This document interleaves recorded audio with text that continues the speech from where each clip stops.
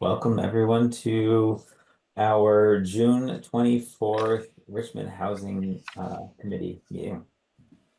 We'll get started here. So just starting at the top of the agenda here, the agenda was sent out last week. Any walk-on topics, revisions to the agenda that we need to make? Not for me. Alrighty. So looking at the May 28th meeting minutes, any questions, comments on the meeting minutes? Are they good as published? No question or comment from me. I think they're good. I'm Alrighty. good with them too. We will consider them a representation of the May 28th meeting. All right, so jumping into today's agenda, I think there have been a lot of movement on a few fronts since we connected last, or really over the past couple of months, between Tier 1B status, the letter that we sent to CCRP around future land use, and then continued work on both the town plan narrative and the strategic housing plan. So I think we have a few topics to chat about tonight.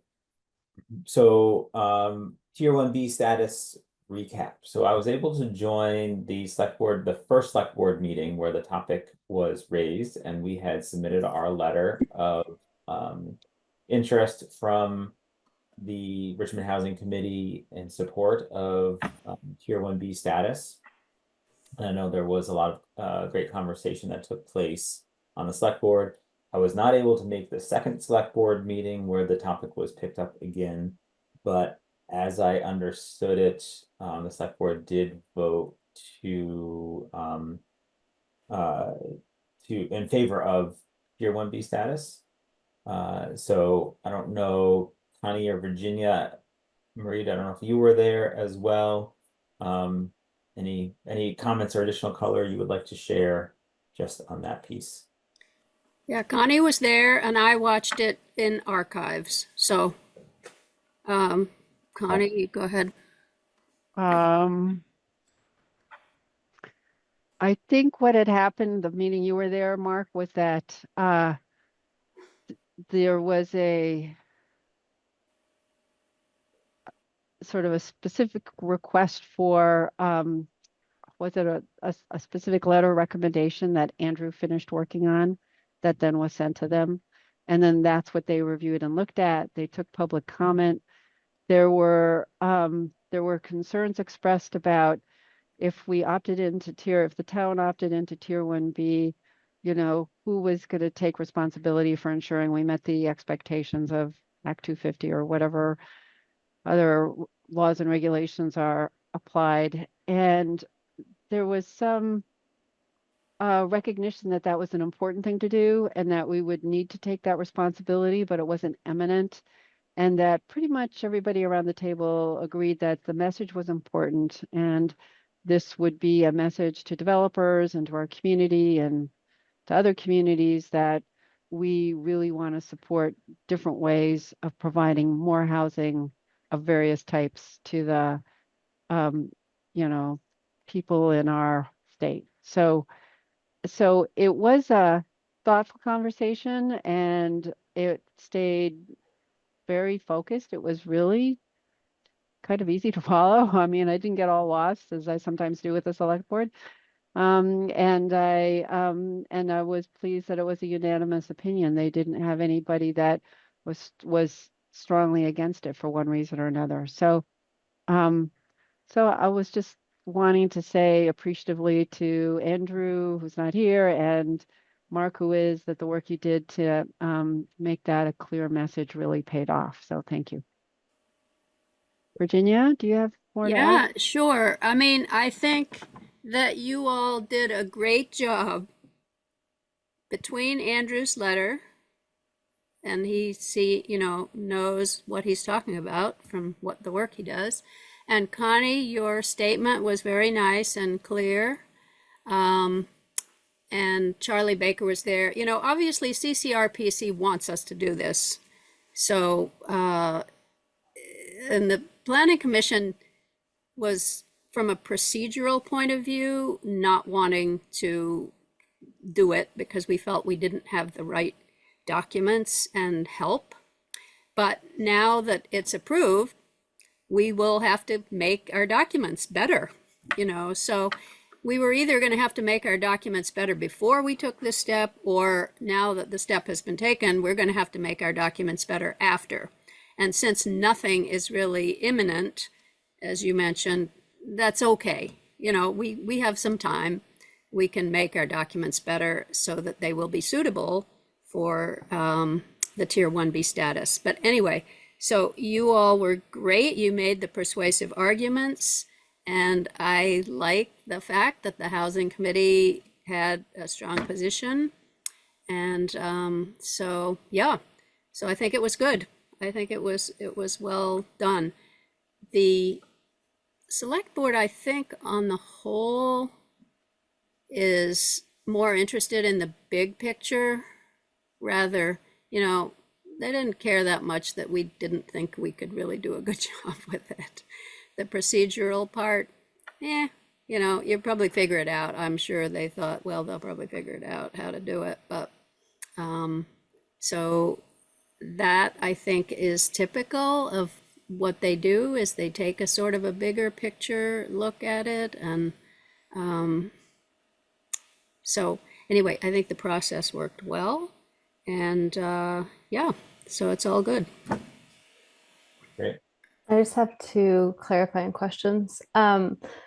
One, Virginia, is whether sort of what you mean specifically when you say make your documents better. I think it's that you mean updating the zoning regulations so that you are essentially taking on some of the environmental review that would have been done by Act 250 to make sure that that doesn't just totally fall by the wayside in any Tier 1B development. Is that right?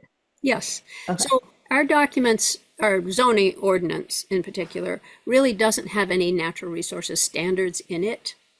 It has a lot of procedural information, like here's what you have to submit in your application. Right. But it doesn't actually have any standards that information is to be judged by. Right. And recently, the Planning Commission has also removed the requirement of a master development plan, and we don't want to get into that too much right now, and substituted a concept called critical permit conditions, which also requires that you have some standards so that you can, so that the DRB can take the regulations and say, okay, you have said here that you're not going to make inroads into the forest, let's say. And our zoning ordinance, right now, it doesn't say whether you can or can't do that. There's no standard. So what we need to put in, both for Tier 1B and for critical permit conditions, is some kind of standards that say, here are things that are critical for our natural resources. So what the Planning Commission has to do is it has to take the 10 criteria from Act 250, the 10 areas that are considered by Act 250, and we need to look at every one of those and say, do we have any standards about this? We have wetlands. We do, because we worked on that a couple of years ago. We updated our wetlands. The zoning document is in its basis very old, like from the 70s. So they didn't worry about stuff like that. They just wanted to have a procedure. You know, this is what you have to submit on your form. So the DRB really needs more standards that they can make these decisions about. That's all. So that's what we have to do. And especially when we look at the agricultural residential areas, which is most of town, or what is called the rural areas in the new framework from the Regional Planning Commission, we need to say, here are things that are crucial or critical that we retain. And so that the DRB will have a way of determining whether it's okay or not. Right now, the DRB just kind of thinks it is or isn't okay, you know what I mean? Yeah. So that's what we have to do with the zoning ordinance, is we have to put more standards into it. Yeah. The Which I other, think is, oh, sorry, go ahead. yeah, I was just gonna say real quick, which I think is part of the feedback that we've gotten from developers in the past is that they have a project in mind and there aren't any clear standards, as you say, as to what is or is not possible, right? Leaving it sounds like leaving it up to the judgment of more so of the judgment of the DRB. Yeah, kind of how they feel about it. Right, and how they feel about it. And Yes. mostly they feel fine about everything, which is a problem for me. You know, they shouldn't feel fine about everything, and they should have a way of telling whether you can or you can't do it. So, yes, so I would agree with you, Mark, also on that point. Yeah, another question.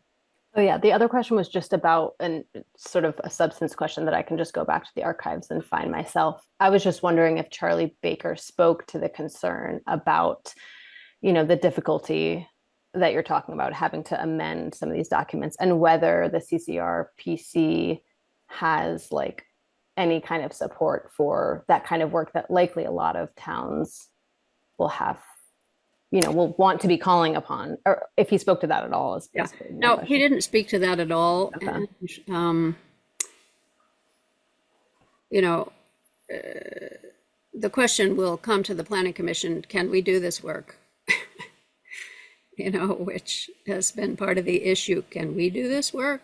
Can we do it well enough so that the DRB can actually do this work? Mhm. You know, with our small staff, can we know when we need to contract something out, some engineering or something?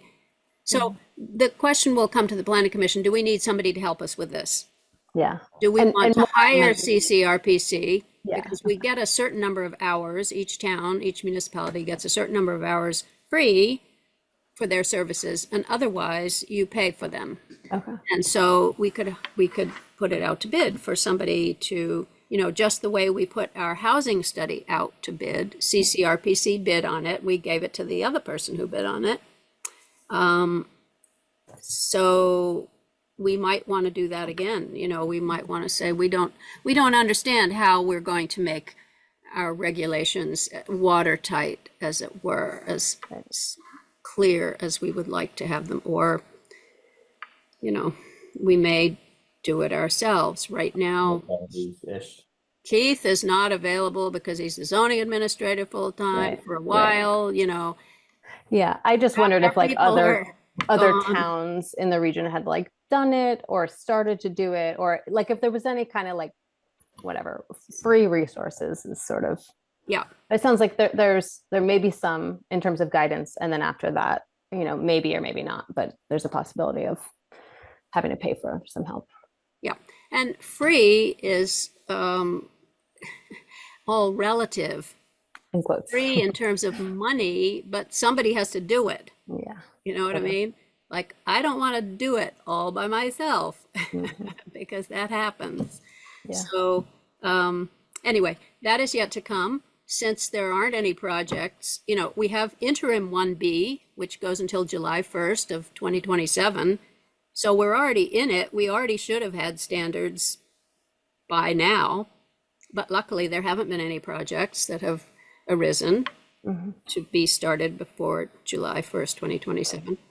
After July 21st, 2027, there's this questionable Jelena Court project, which may or may not need to be reviewed. You know, it's all a little vague going forward. And in the overlay area, which I noticed the select board didn't really exactly define the overlay area, because you make your 1B for a specific defined area, an overlay district. And they said, I think they said the central village and maybe the planned growth areas. But I don't know exactly, and I have to find out talking to Josh and Keith, who is going to establish that exact boundary for the Tier 1B overlay area? Who is going to do that? Or are we going to leave it to regional planning, or, or is that adequate? The way they made the motion saying the central part of the village, well, that's not in our zoning map, Through definitions. that Yeah. language. So anyway, so I think that's a little, I think everybody kind of knows that it's where the water, sort of where the water and sewer area is, but should it extend a little further? Should it be a little less? What exactly are we talking about? Because there will have to be a line on the map, which is the definitive boundary of the Tier 1B area. But that'll all be worked out, that's fine. And it looks like CCRPC is going to allow people to change this much more often than every 8 years. Charlie Baker wants it to be anytime, It sounded like there were a lot of towns like our own that was sort of not quite ready to pull the trigger on joining this. And so the idea being, there's going to have to be amendments because this is such a huge overhaul. So that was at least my understanding, that they were going to try to, provide some amendments. Yeah. Or kind of like get permission to do amendments, but it sounds like it's kind of a cumbersome process. Right. I mean, the new Land Use Review Board, which is taking the place of the Act 250 Board, still hasn't made guidelines about all these things. They were just formed. It's new for everybody. Right. It's new for the Land Use Review Board. It's going to be new for the regional planning commissions. So I think there are a lot of details that are yet to be worked out. Yeah. Their draft plan is not even really going to be ready till the end of the year, and then it'll be adopted sometime next year. And, so there are many things that are a little bit up in the air, but we will have to follow, as Housing Committee, you'll have to follow where people in Richmond are deciding exactly that this overlay is going to be for right now. So is it not part of these 4 sections based on the FLU map? Because how I read this is Tier 1B partial exemption extends all the way to the village area. So if we look at the future land use categories, it would be these categories that would be eligible. exempt. Those are the categories that are eligible for Tier 1B status. Beyond that, you can narrow down beyond that. Yeah, you can. It can't go beyond those categories. Like you can't put it out into the rural areas. But of those ones that are eligible, you can make it as small as you want, according to Charlie Baker.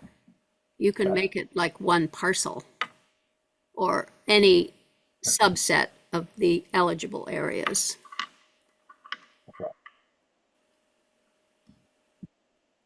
Okay, well, that's great. I think, we'll try to keep apprised of future conversations around this, and if there's any influence needed from the Housing Committee on how we're defining that map, I guess, let us know. Yep. But anyway, it was a good effort, and I think the Housing Committee did well and made the persuasive argument, so that's good.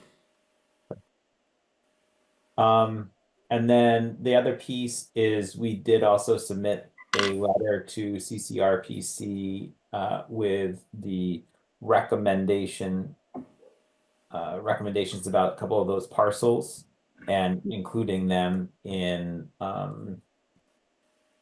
where's that letter? Including them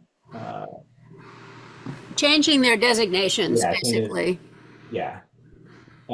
To orange, to high density residential areas. So we did receive some comments back from Maya that essentially were around we need to have some kind of indication from the town that we want to designate these areas as such. And I think you, Virginia, had replied saying those are already areas that we have indicated in our town future land use maps, and that should be an indication from the town that these parcels should be noted as such. So, anything else you wanted to add there, Virginia? I don't know if you heard back again from Maya or anybody else. No, they're still sitting on those comments. I mean, basically I said, this is wrong, what you've said. That we don't need a policy determination to be made by the select board on these parcels, because in our 2018 plan, both in the text and on the map, they are they are listed as areas that we do either hope for or expect some growth at some point in time. So have not heard anything back from her. Yeah. So I will certainly let you know if she replies to me. Yeah. So just an update for the committee. We've sent that letter to CCRPC. They received it, and we're waiting for another response back from them. Yeah, and hopefully you all looked at the 2018 town plan and saw that in fact those areas were described as having potential for future growth, both in the text, in the future land use section, and in the map. So Great. So moving on with tonight's agenda. Any questions on either of those items? Sounds good. Oops. Just fix my notes here. All right. So moving on to the agenda, the town plan narrative. It looks like Marie maybe stepped away for a minute. But I know in the intervening month, she worked on creating an updated draft that I think we wanted to review tonight with the committee. So maybe I'll just wait until maybe she's come back. Sorry, I just had a toddler sleep issue. toddler crisis. It's so hot for him. I think he's just so cranky because the weather. I don't know. Yes. Anyway, I'm back. Yeah. We were just getting to the narrative section. So Yeah. I was going to pull up the narrative, and so Marie took the previous town plan narrative, and then I think did a great job in updating the narrative for the 2026 town plan.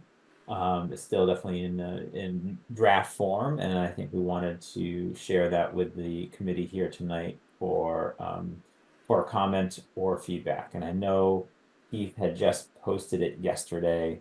Apologize for the delay in getting that to all committee members. I don't know if Virginia and or Connie, if you've had a chance to look at that prior to the meeting. Okay, great. So I can share my screen here. Marie, do you want to give any background or thought process through the development of this narrative, and or if you had any open questions that you wanted to kind of start with today? I mean, I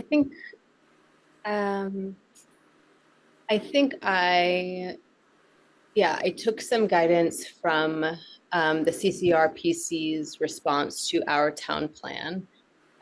They made a strong recommendation to make sure we were really clear about adding the housing targets along with some of the Act 181 and Home Act developments, just so it's part of our plan and so that folks understand it.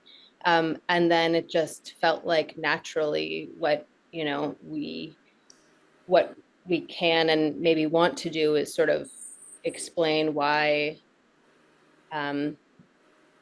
we're in a place where we're getting these targets and this statewide legislation is coming down. So it felt like a good place to bring in the housing study that Richmond did along with Randy's report. So as Mark said, this is very much a draft. I'm happy to sort of own it and go back and do edits. I'm also happy to pass it on. I'm not going to take offense to any comments.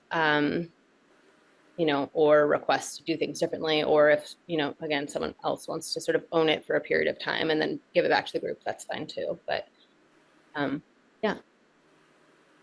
I would like to say that I thought it was really well written, Mairead. Thank you so much for drafting it. I noticed a number of comments. Would it be helpful to go through the comments, because it looks like those are things we need to still work on? Sure. I mean, that might be a fine starting place unless there's other comments. I think some of it was just me sort of trying to note, like, I don't want to lose the thread here, but like, here's what I'm trying to do. Or, I don't want to forget that, like, this is a goal. So yeah, if there's sort of more global comments, if we want to start, anywhere else, that's fine as well. Yeah, I just have one global comment to which I don't really have an answer for, but Mairead, I don't know if you looked at the almanac in the back of the town plan. So each section of the town plan has a narrative that this is to fill in for the actions and goals sections. And then and I'm not sure exactly why it was done this way, because this was established before I was involved in this at all, but they have a data section. They call it a data and additional information section at the end of the plan that's called the almanac. Mm-hmm. And, for some sections, it's really easy to see why that should not be in the narrative and the goals. For instance, in the energy section that I worked on before and I'm working on again, is there's a ton of data that is like mind-boggling to look at, how many kilowatt hours and how many, how much thermal energy has been used. All of that data resides in the almanac. That's good. Some of the other sections, it's not clear what's data and what isn't data and what is just kind of additional blah, blah, blah, in the almanac. So a number of the things that you have here were previously things that were in the almanac, like the number of houses, the number of homes that were built in this year and the number of homes that were built in that year. And I don't really have an answer as to whether we should try to maintain that strategy or not. I mean, the steering committee for the town plan is going to have to address this question, because there are other sections that have the same issue. Whether it matters, if, it kind of, we shouldn't probably have the same information in both the narrative and the almanac. That's a little repetitive. It makes the thing longer and you don't need it to be in two places. But in a way, your narrative, it rolls along nicely, and it's kind of, that data isn't hard to grasp like the energy data. It's pretty straightforward data. So that was one comment I had, which was, and I just don't know how that's going to work out in the end about the almanac. But if we have the data here about the number of units and that kind of thing, then we will want to take it out of the almanac so that we don't repeat ourselves. And can I just ask a question? Is there probably is a note, are they like end notes in the document, or there's some indication that there is an almanac in each section, or is that just something that if you read through? Because I forget if I read all the way to the almanac, but it's not ringing a bell. So that makes me think It's news. either I was not reading it very carefully, or it was not end noted. So I wouldn't have even known to look there. Yeah, so it's one of the appendices. So Okay. in the table of contents of the town plan, it has the technical plans, the 11 technical plans, and then it has the implementation, which is just a spreadsheet of all the action items from all the sections. And then it has these appendices, one of which is the Richmond Almanac. But, I don't think that's a way that word is really commonly used in the way that it is used here. But if you go to the almanac, the little introductory section says, this is for additional data and, things that haven't been mentioned in the narrative for each section. So, you know, it's kind of weird. I think is that a good way to do it? Or, you know, I don't really know whether it works or not. It certainly didn't work for you, because even if you had looked at the table of contents, you wouldn't have probably thought to go to the almanac to find the data. So I love to hunt down footnotes and endnotes, but and appendices. So, you know, maybe I just wasn't giving it a close enough read. But yeah, I think it's a good thing to note, because, you know, maybe we have a strong position about what's already included, but, you know, and maybe it's that it stays or goes, whatever we decide. But it's also good to think about, like, if there's other things that are actually a little bit more complicated that we didn't want to add here, but we think is value added, that might be a good place for it. So I think just a good thing to consider for that. So we're hoping that all of the committees that have ownership for a section, like you all, we have ownership of the housing section, take into consideration that there's the narrative, there's the goals and actions, and then there's the almanac, so that you can divide up the information in a rational way. Some of the technical plans, there's no data at all in the almanac. It's just more paragraphs about, you know, that could have been in the narrative just as easily. So it's a little unclear to me why that's a good thing or not. Yeah. Anyway, I guess my concern with the almanac is one, you know, I also missed that as well. I didn't realize there was additional discussion. But I think the second piece is that through the data, we should be trying to like tell a story, right? Like, what is our story?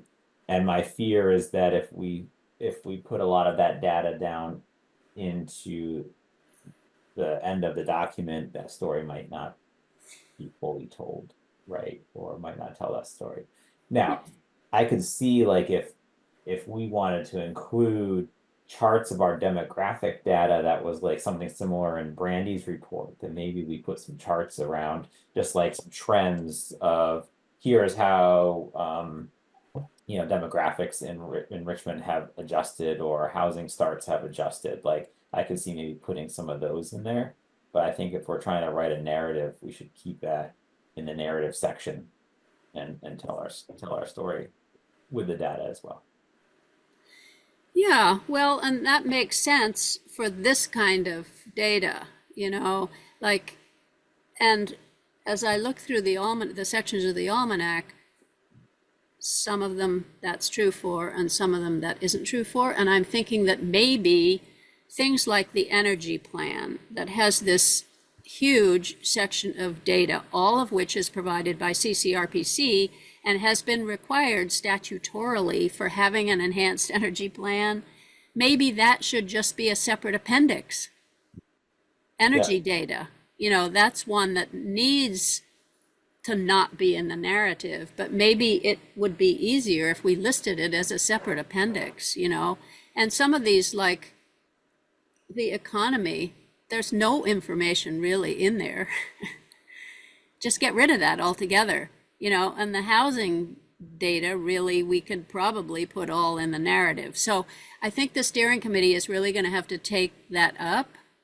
And I hadn't quite realized that until I looked at this work, that it's, some of them, it's sort of bogus. And almanac, who knows it's there, who goes there, you know, it doesn't make any sense.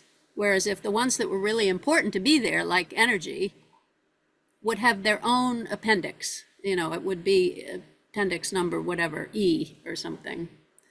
So I'm kind of hoping to have that discussion.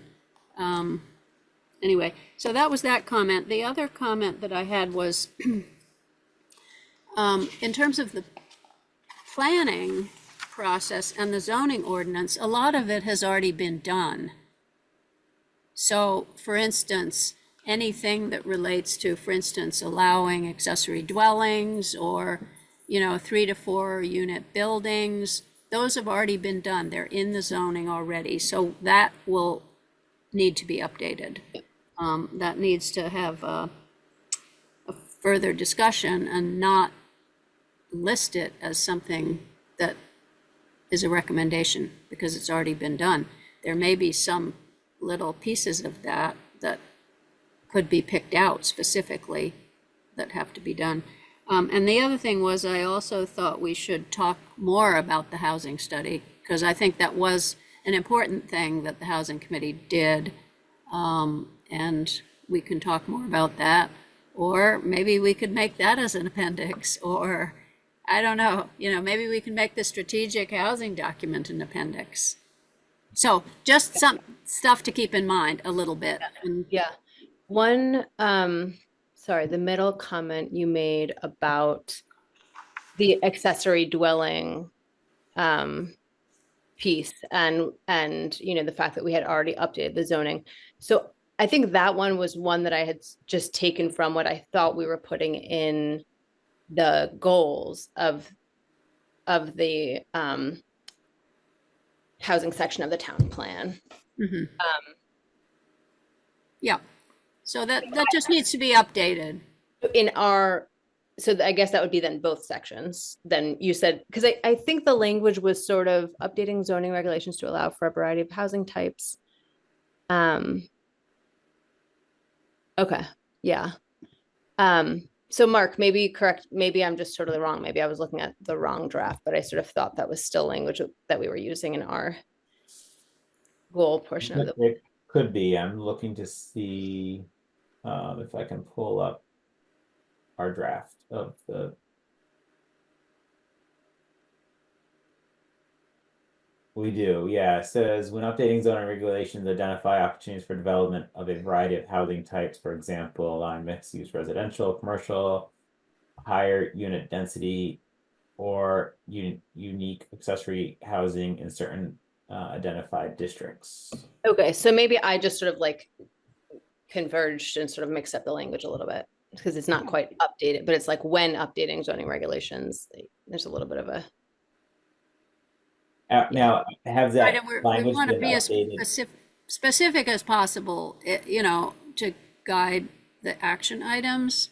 Yeah. So when there weren't any action items, goals or action items in the narrative document, which is, as I understand, you were just doing the narrative. Yeah. But so when we do the goals and actions. Yeah, I was sort of just trying to do like a roadmap. It's just what I feel like. Yeah. So just sort of briefly summarizing, but maybe not accurately enough. Yeah, and that is something. I'll go back. Yeah, totally. That is the kind of thing that is going to come out in the wash when when the steering committee and the planning commission and Keith, the planner, all look at the information that we've received. There may be some changes there based on the facts on the ground. So anyway, that's fine.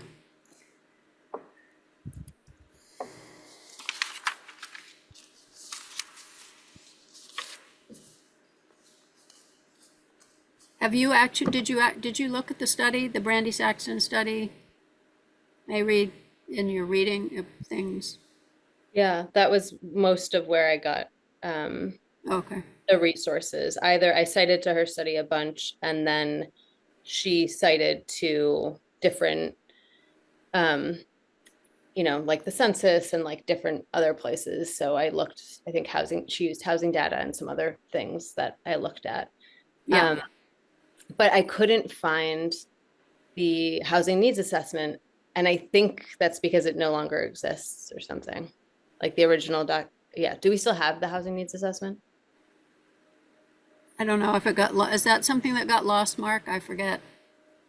Yes, the data that we had the intern helping to collect and we had put together is gone somewhere. That got lost.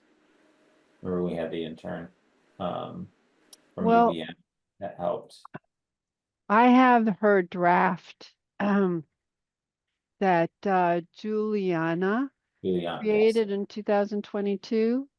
It's 39 pages long. Is So that the Excel document? Because she had an Excel document. Wasn't that an Excel document? I have a Word document. I do not have an Excel document. I should have copied that down too. In those days, I wasn't sure where anything was, so I was constantly making copies, but I guess the Excel sheet was either too in progress or too large, and I didn't take it. I just have her Word document. Okay, maybe we should upload that back to our. I thought I had uploaded everything that you had already sent me. Well, who knows the way I keep stuff. I will definitely send this draft to you. It's dated middle of December. I'll send it to Mairead and Virginia. Would you like a copy as well? Sure, that'd be great. Thanks. All right, I'll send it out to the three of you. And I don't know that it'll answer any of your questions, but at least it's a little more information because we were trying to develop a process to maintain our data over time and not have to recreate the whole thing each time we wanted an update. So that was the goal, but I don't think we accomplished that. But I at least have this draft, which has a set of things in it. So off it goes to you all.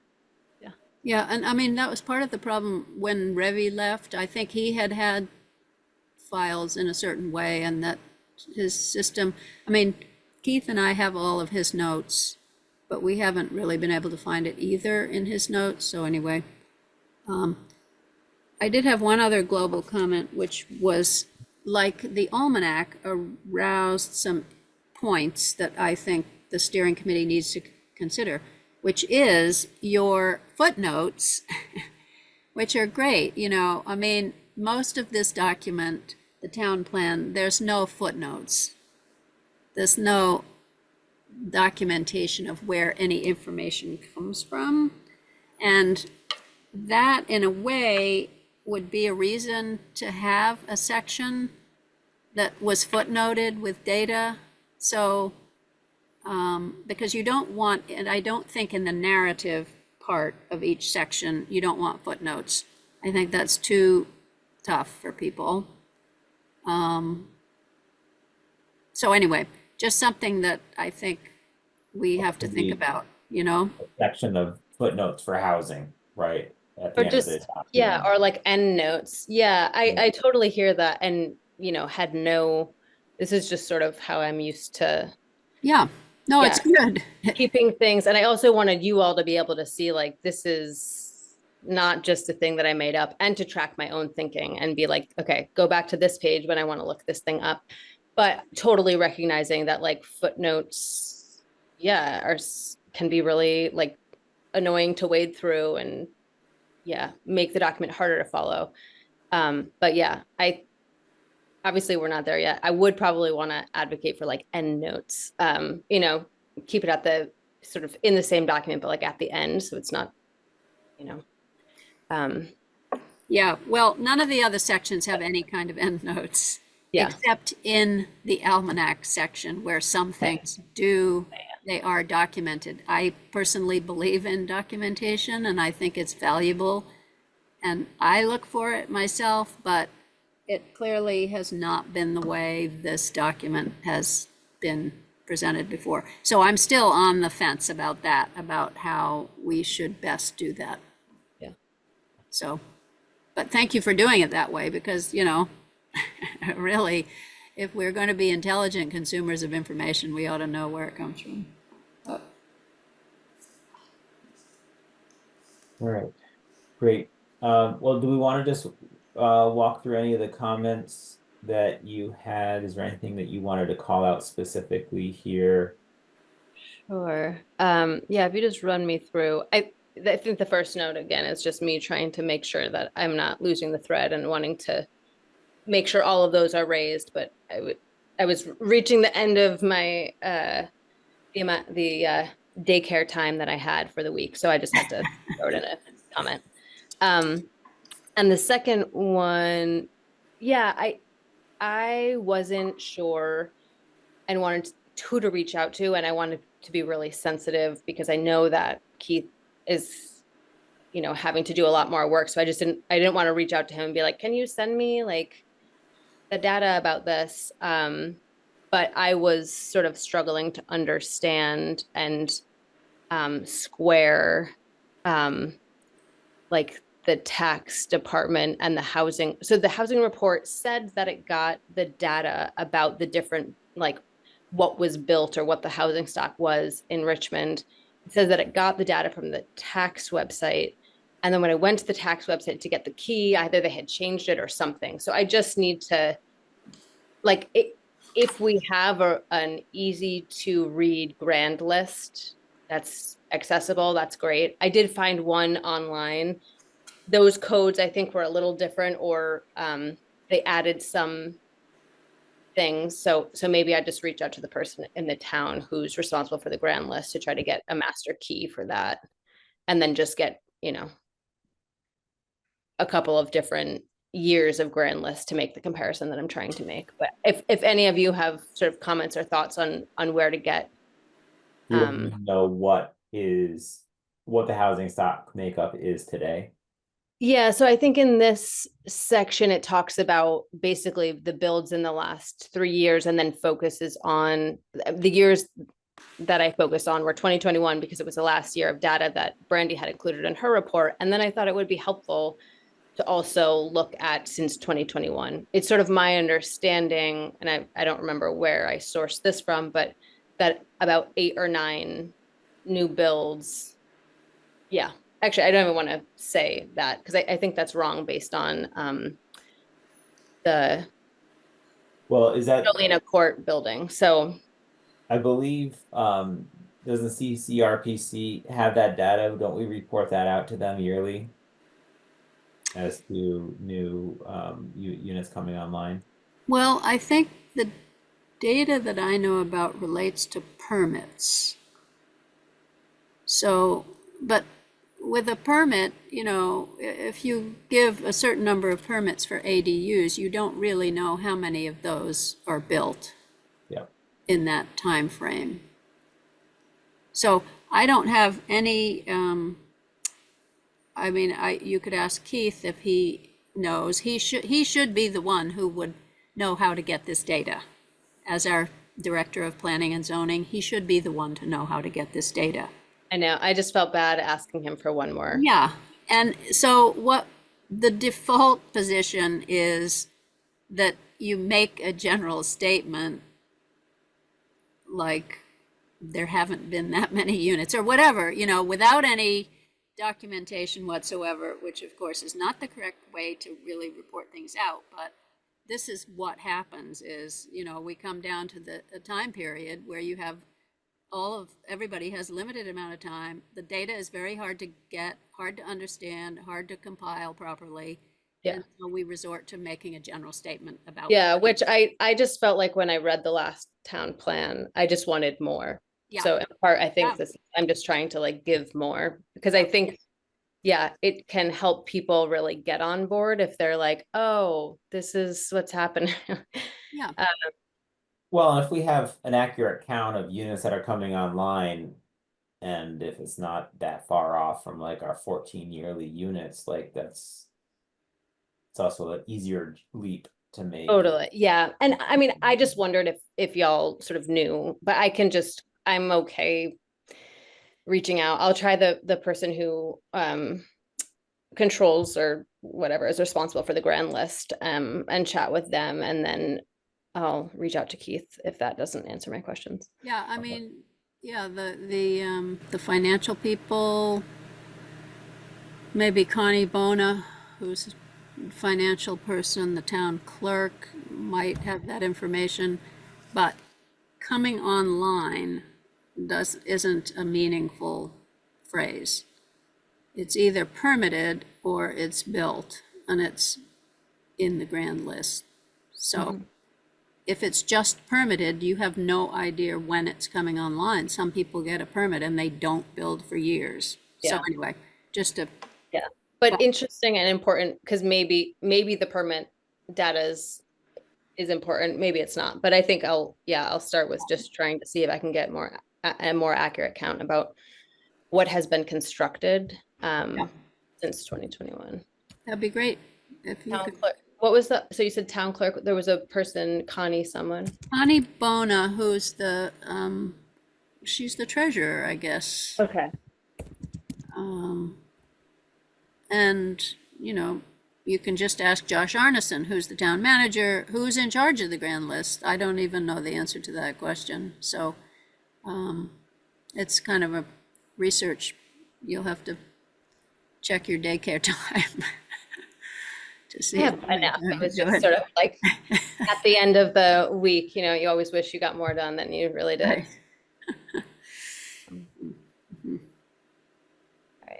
Right. And I would say, as you make those connections with where you're sourcing some of this data. Yeah. Getting back to the earlier conversation that we mentioned about the housing need, or the housing needs, right? Or the list of data, right? We should probably formulate a spot to put that data and to track it as, and make that part of our yearly updates. Yeah, I think so too. Yeah. And I think it may be possible on the second page, you know, somewhere in that area, like of your second paragraph, to talk about the housing study that was done. You know, I would just have a brief paragraph about the housing study that was done and, you know, what was discovered, because that's kind of documentation for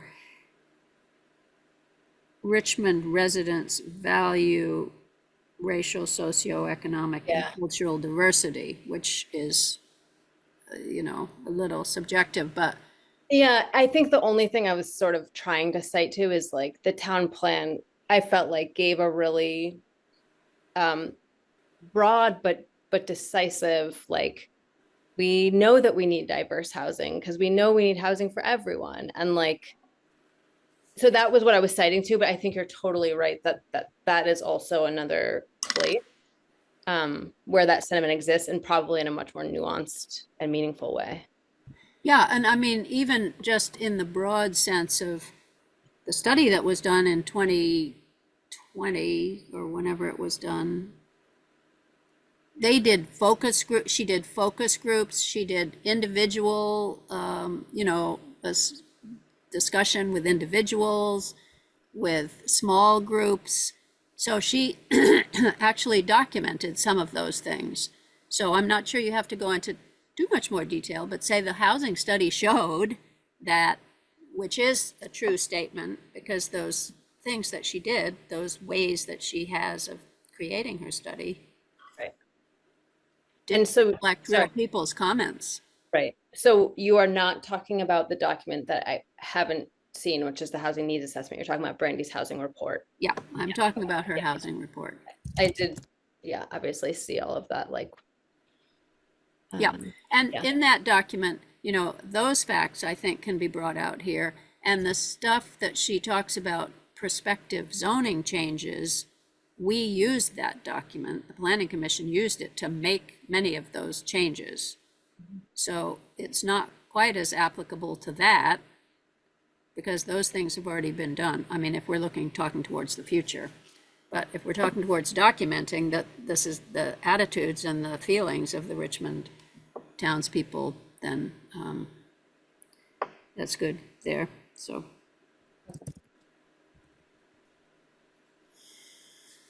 All right.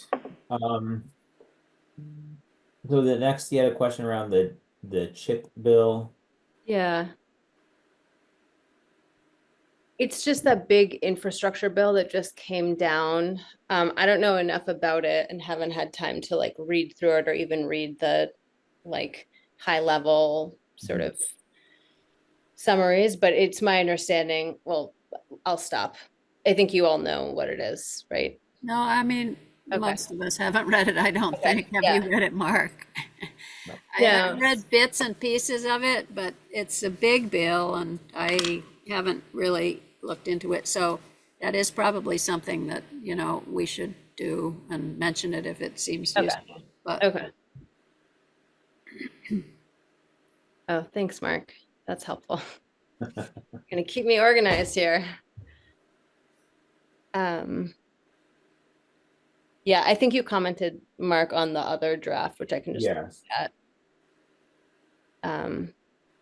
But yeah, I don't know how sort of relevant that is, but it was just something that she had said we should, a lot of basically the paragraph right before is, a reworded version of what she suggested we cover. Maybe I added like a little bit of substance, but and so the Home Act was also one of her suggested additions, and I just wasn't sure if it was It was this word for word from what she said. yeah, that was word for word. Yeah. Okay. I mean, I think as long as we included elements in this, and I know that in some of the feedback that I got on the strategic plan, there was just a mention of like, let's not also forget about just creating more housing in general in Yeah. Richmond for, Yeah. as you mentioned, like a broad spectrum of folks. Yeah. And so I think just making sure we include some elements of Okay. that into our overall narrative here, Yeah. right? That is not just a focus on affordable housing, but a housing for all family situations. And also there was also a comment around like housing for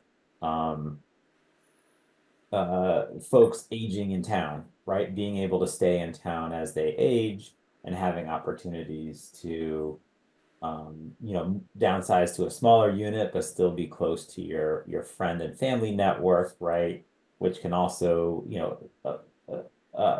open up a home for a larger family to move into, a family to move into town, right? So I think speaking about some of those different elements around needing housing to serve multiple needs, not just affordable needs. Yeah, this whole discussion is, it's interesting because with the 2018 town plan, we limited everybody with their narrative to 2 pages. Now, a couple of people went over that, but the goal was to have something quite simple that people could apprehend in one, sitting, one reading. And, for us, especially for me, the more I look at these things and the new statutes that were passed and the complexity of them, I think, well, maybe these should be in an addendum, in an appendix of some, to put for people to go. And it's just the line that you walk, you want to make it fairly simple and straightforward and clear, but you want to have enough details that people can kind of get a grip on it. I mean, I think you did a pretty good job, really, of putting in just enough, but not too much. It's the Goldilocks problem. You want it to be easy for people to read, then have the teeth be in your action items, maybe then have more details somewhere else. I don't know. I mean, this is what the steering committee is working on, trying to figure that out. Where's the Well, they line? can give us that direction too, like if this is too long, but we just have to reduce the size of the font and take out the footnotes and we'll be.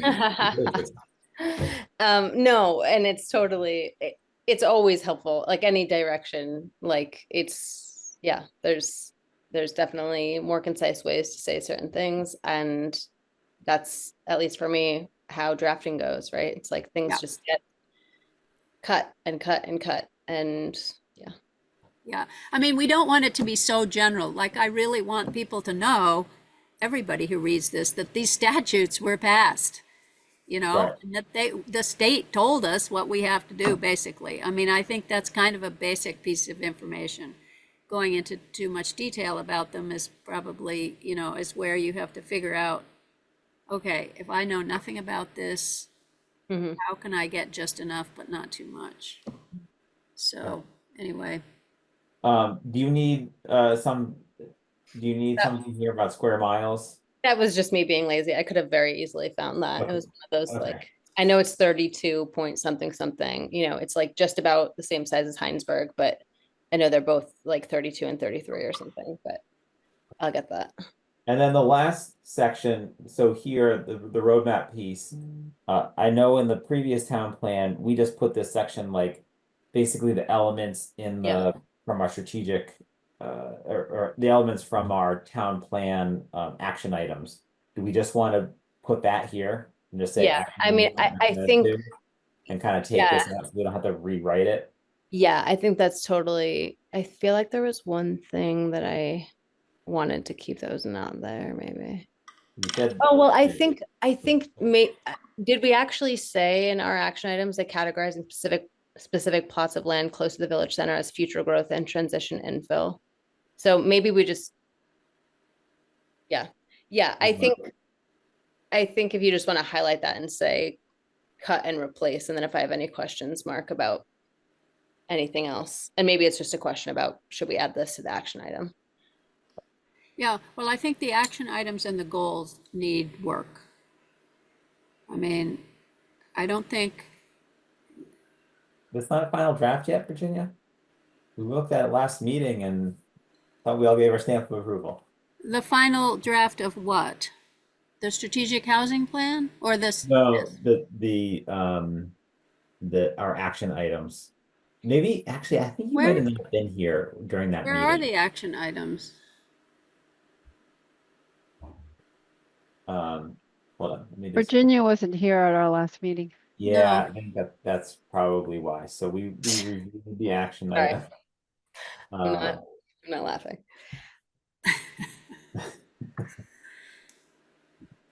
I mean, with your town committee schedule, Virginia, I don't know how you keep it all straight. Let's see. Housing committee. I will, let me just pull these up.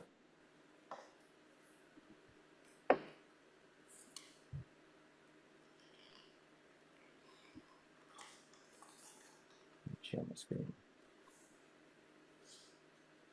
So this is the draft that we had from, was it the last committee meeting that we looked at these, I think? Goals? Yes. And so we had goal 1 and goal 2. And this was the output of those 2 goals. Oh, okay, so I don't think I've seen this. Okay. Maybe I have, but I've forgotten. Well, we can share it. I did share the draft of this with the ad hoc committee for the town plan, because they were looking for just an update on where we were. And I said this was just a draft. So they were looking at this as well. But I think if you want to take a look at this, I can send you the link, and then we can discuss any comments that you have next time. Okay. Could you scroll down a little, Mark? I can't remember the second goal. Affordable and attainable, right? Thanks. Yeah, and that was the part that came really right out of the recommendations from Maya as well. Yep. Okay. Thank you. Yeah, I know in goal 1, action 1, that's the one that I feel that we've already done a lot of those things. I'm not sure that there's a lot more of those things that we can do, but we can go through the zoning district by district. You certainly want to say, when updating zoning regulations, identify further opportunities for development of a variety of housing types, because we feel like we've already done that. But anyway. Everyone, I am going to have to log off. Okay. Thanks for coming, Maureen. All right, it's just an hour, right? I have a saddled family with my child. Well, I think we're going to meet. I think typically the meeting is from 7 to 8:30. I'm sorry. Okay, keep going. I'm fine. I You mean, sure? Sorry. Yeah. Okay. So just with that, we can move on to the strategic housing plan. So that was the other item that we included in the meeting agenda. So I took what we had written and I shared it with Molly Dugan and Miranda Lascazi. Skazi and Susie, Mrs. Z. I don't know if Zimborensky, neither. And she's a neighbor that has worked with Evernorth and is very familiar with this area as well. And so they gave a lot of feedback. I went through and incorporated much of the feedback here. If you open up some of the comments, you can see some of the comments that they actually they made in here. But I think there were some comments that I had not marked as resolved and kind of wanted to bring to this group as well. So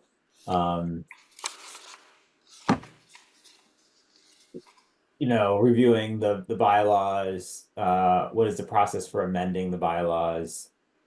Is the power of the water sewer board or select board or water sewer district member vote? So I don't know if I have an answer to that specifically, but I think that's what we're saying is not working. I can make this a little bit bigger, Virginia, if that's. Yes, I am having trouble seeing that. It didn't really come through on my copy that I printed out. Got it. So, for something like that, is you would probably have to say work with the Water and Sewer Commission to blah, blah, blah. Yeah, maybe it's more. It is not up to us to review and update it, but we can work with the Water and Sewer Commission to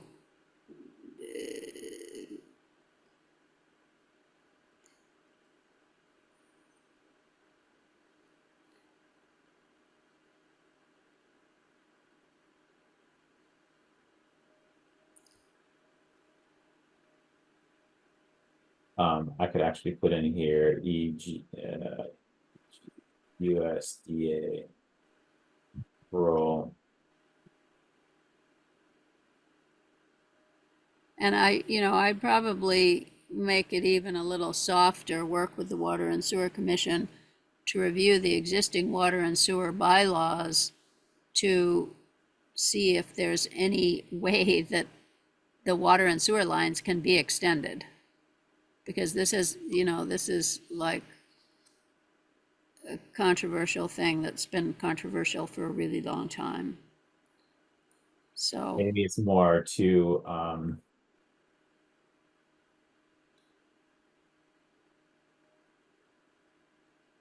residents do not want to pay for it. I can tell you that right now, but it's, it'll be an educational effort. It'll be a long process of working with the Water and Sewer Commission, who are like, nope, we don't do that. And I think that's a big part of what the CHIP Act is. And I'll, familiarize myself and report back, but it's my understanding that it's all about helping towns take advantage or basically expanding. I think it's like the TIF, like tax incentive programs, specifically around sewer and water reinvestment. So, I mean, that would mean that it wouldn't be, necessarily paid for by the current residents. It would be an expanded pool of taxpayers, 15, 20 years down the line. But yeah, it's just going to be a question of studying it right now and the Planning Commission has looked at tax increment financing before, and like most things that the Planning Commission looks at, has said this is too complicated. We can't do this in this small town, in this village. We cannot do tax increment financing. So anyway, it's going to be, this is a step back from what you've said here originally, which is the step back is to study it and to understand it, what's possible. It's good. It's a good thing to be doing, to be studying it. But in the next 8 years, I doubt if we're going to be able to update regulations within the next 8 years, but we can at least try and start the process.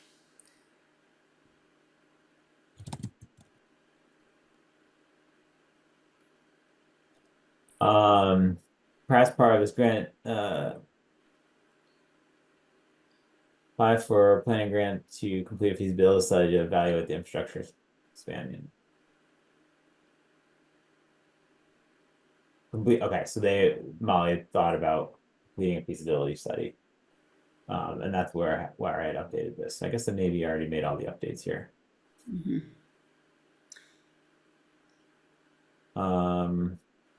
And so is this something that the housing committee is going to think they're going to want to do? To apply for a grant to do a feasibility study for the infrastructure? I mean, you know, somebody would have to make the case that and decide what it was going to be about, and, you know, the select board would have to approve it, obviously, but I mean, I think at least my initial thought with these recommendations here is that this is not everything that the housing committee is going to do. This is a raising awareness of our community to say, if we want to make an impact here in our community around housing and housing affordability, these are the things that need to be addressed. And I would hope that part of this document is to get folks on board and give them a roadmap so that the select board can say, hey, Water Sewer Planning Commission, right? Like there's a dependency here on being able to achieve our goals that we have in our town plan of needing to figure out how do we expand our water sewer district, right? And ask them / encourage them to also get on board here as well, right? Maybe is that too pie in the sky, right? Like, I mean, I think that's the yeah. and I know that's not how it 100% works, but this is a roadmap here to say, hey, the select board last time we were in front of them asked for, okay, give us your recommendations, and here are the recommendations that we have as to how to impact housing affordability and housing in our community.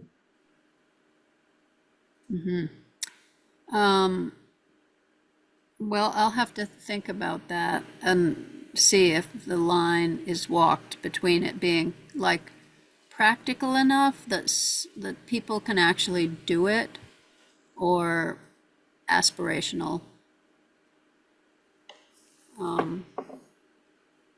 And I know that the steering committee is going to be asking that question about a lot of goals and action items that different groups submit. Is Doable or this, aspirational. you know, should we have some things that are just strictly aspirational and some things that are practical that can actually be achieved? Should we try to make the action item, for instance, if you say work with the Water and Sewer Commission to review the mechanism and see if there's a way that we can make it work, you know, that is something that you can do. You can work with we can work with the Water and Sewer Commission. If you just say update the regulations to make everybody pay for this, that is not, you know, that's not going to be in the plan. That the way that that's stated, it's too far beyond what is possible. So anyway, I mean, you know, I don't have an exact answer to where that line is. Just try to make it something that, you know, all these volunteer groups who don't have much time, who, you know, is this something that somebody is actually going to be able to do? And if, you know, I mean, I think if the housing committee keeps stressing that we're just not going to get anywhere unless we do some of these things, then, you know, maybe that should be in there, that we're not going to get anywhere otherwise if we don't do some of these things, if we don't actually do some of these things. I mean, I don't see this as the elements going into the town plan, so I don't necessarily see this as time bound by the 8 years of this is like some of these elements can go in the town plan, but this is not necessarily our town plan recommendations, if that makes sense. Right, so I see that when the select board or the town asks, okay, how do we make an impact here? This can be a reference document and say, are we doing enough in these areas to help move the needle, right? Well, isn't this a list of your potential goals and action items to go into the town plan? Isn't that what we're looking at? Or are we now looking at the Well, strategic housing the plan? strategic housing plan. Yeah, This is the strategic housing plan. strategic housing plan? I thought, what's the Yes. top, at the name of this document?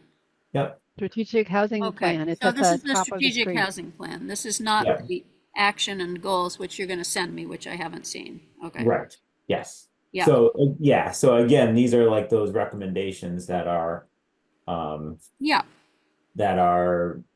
you know, a blueprint or a Right. reference point to say, hey, how do we make an impact here? and maybe this is the thing that should go in the almanac. I mean, I keep wondering what should go in the Good. almanac, and maybe the housing committee strategic plan is like the enhanced energy plan. Yeah, It should for more be in detail, there to read all show that about it. we Here it have a is. plan. Yep. So, So the next section here was around kind of what I mentioned earlier. The above section focused a lot on subsidized housing. So what section are we under here? Hold on. Sorry for all the scrolling. So the state and federal subsidized housing assistance program. So this was, you know, taking advantage of state and federal monies to again move the needle. And so the comment here was looking at not just subsidized affordable housing, but facilitate other types of housing, including market rate. And so Act 181 was mentioned here, and also the CHIP legislation, Miranda mentioned as well. And Molly doubled down around the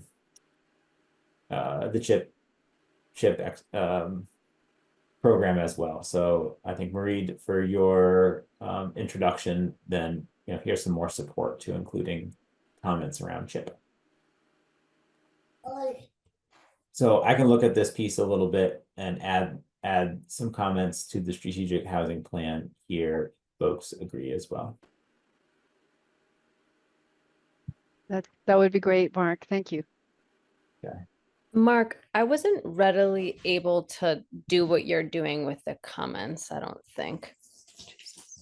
I opened this instead of, I have the actual native Word app on my computer. So if you open it in actual Word, you can see the comments that are here and maybe turn on comments, I think. I find that when you're in the browser, like using your browser window to open it, it doesn't show the comments in the same fashion. So I think if you're in the browser and you go into editing, I think it's editing. So maybe I'm just being like an very someone who's not able to use tech very well. But it looks like it's just a PDF, but maybe I'm just missing. Oh, sorry. Yes. What I think what Keith uploaded to the website was the Okay. PDF version. Okay. So if you go to our housing folder, Okay, gotcha. this would be under the strategic housing plans folder, and then you'll see the one that it says with feedback in it, and that would be the version that we're looking at now. so is that listed on the housing committee's webpage as the strategic housing plan? Is it listed separately somewhere, documents or something, or? It's not on the website, but it's in our like the committee folder that Keith set up for us. And how So do you get to that folder? I don't know how to get to that folder, I don't think. let me share it. So he sent out a link, and I can share the link with you as well. But this is the folder, so it's the RHC working docs folder, and basically I've been storing everything that we've been working on in here. So we have our How do you- agendas. How do you get here to this page that you're showing me? Yeah, I'll share the link with you. So it's just going to be a link in an email? Yeah, a link in an email, and you can get to it in your web browser. And let's see, the housing studies in here, the town plan working folder. So everything that I've been working on, the draft and the draft narrative that we just looked at. So these two items, which are about the strategic items, and then the narrative that we just looked at are right here. And then we have the future land use, the letters that we had to the select board, the future land use letters, and the what were we just working on, the strategic housing plan. The strategic housing plan, top folder here. So here's the folder, here's the one with the feedback that we're looking at right now. We can open this in a Word document. How did you, oh, okay, never mind. I guess you just clicked on strategic housing. Yeah. So I was in the working documents, this is a folder here, strategic housing plan. Okay, And then I have the with feedback, which was the most updated version okay. that I've been looking at. Okay. And you just saved that email somewhere. Yeah, honestly, I just bookmarked this folder in my browser. So whenever I come back, I just go to this link and bookmark it. So it's just a Richmond working, it's just a bookmark. And then I come to here. Okay. And so, you know, everything that we've worked on in the past is all here, except for those files that we lost, that we talked about earlier. So I've been trying to keep as much as I can in the folder for reference. Yeah, no, it looks good. It's just I didn't really know how to get there from here. So, Mark, do you need more review of the strategic housing plan? Because we're Yes. shortly going to be Yes, leaving yeah. this meeting, and we should talk about the agenda for the next meeting, and you wanted to discuss new meeting times.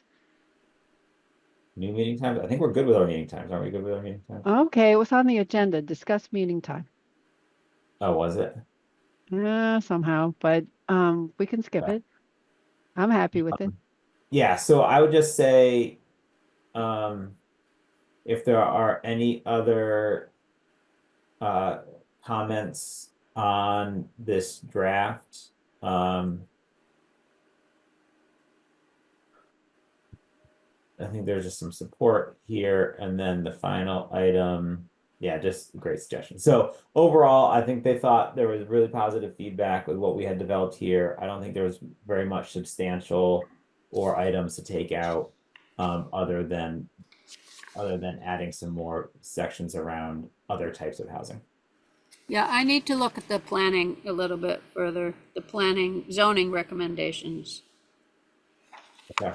We've got some new information about the housing height question, which is that if there are enough buildings that exceed the ladder truck height, the ladder truck we don't have, then insurance rates may go up, but we're still trying to work that out. Okay.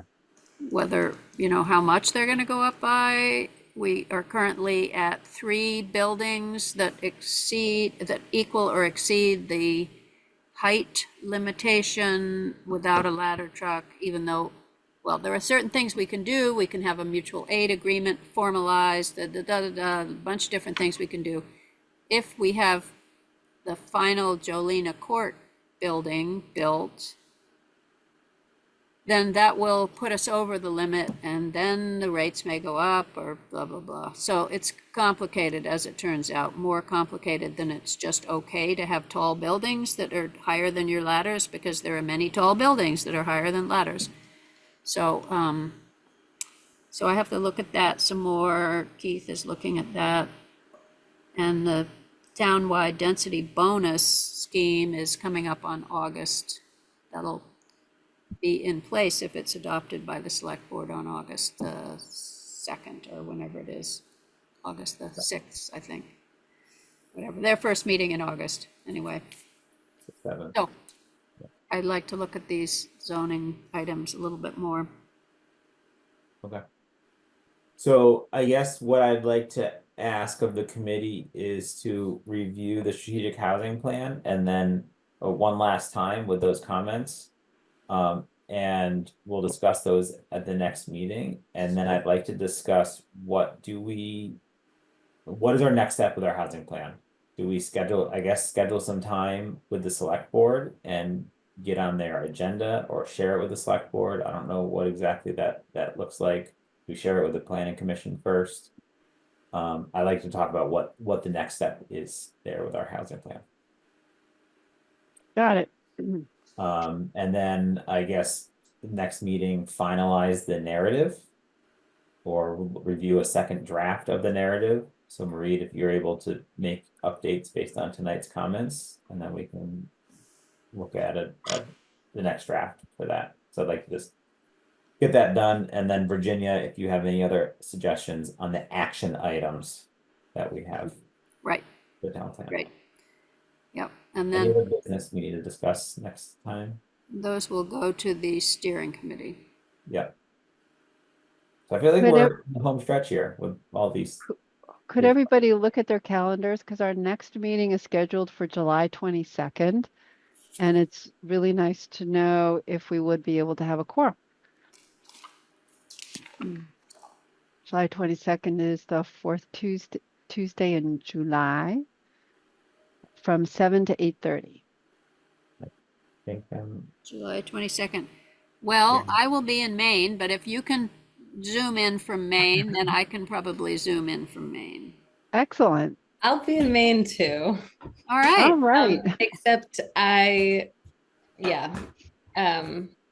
yeah, I can make it work. It's a very short amount of time that my husband has off, so not totally ideal, but I feel like it might be a mess to try to push it around. Thank you. Thank you, Mairead. And Mark, does it work for you? Yeah. Yep. And it works for me. Okay, And it's 7 to 8:30, right? that's Yes, right. This is our new time for the meeting. Yep. All right. Thank you for doing that. Okay. Okay. And we don't need to discuss a new meeting time. Everybody's happy with the current one. True statement? Yes. Take that as a yes. Then we are good. Okay. I think. Thank you all. Have a great night. You Great. bet. Thank you. Bye-bye. Bye. Bye.